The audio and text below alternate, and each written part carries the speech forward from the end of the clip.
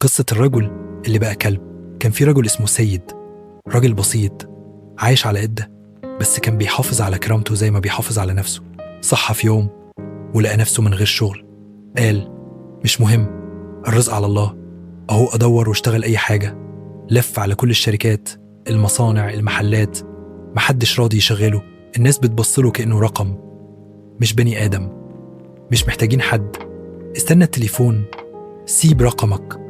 وهو ماشي حس كأنه بيختفي واحدة واحدة. وفي يوم سمع عن شغل فاضي في مصنع كبير، محتاجين حد يقف على البوابة ككلب حراسة. استغرب، ضحك، افتكرها نكتة. لكن الراجل في المكتب قاله ببرود أهو شغل، تاكل وتشرب، ولو فيت شغلك ممكن تاخد علاوة كمان. سيد كان جعان بقاله أيام، مش قادر يجيب عيش لبنته الصغيرة، فقال لنفسه أهو شغل، مش حرام، وأنا مش هبقى كلب بجد.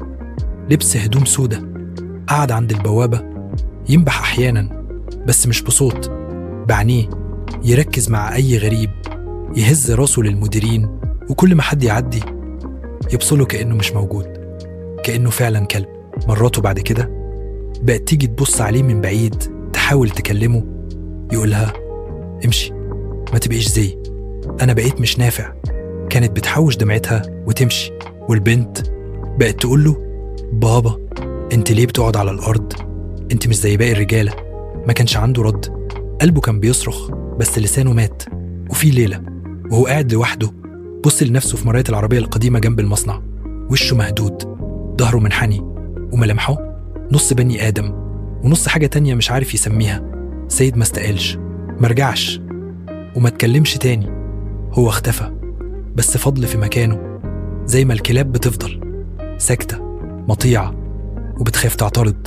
في بلادنا الجوع بيخلي الإنسان يتنازل، بس السؤال الحقيقي، هل كل اللي تنازلوا كانوا كلاب، ولا اللي خلاهم يتنازلوا هم الكلاب الحقيقيين؟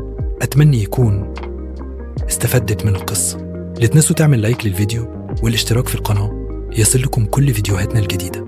شكراً.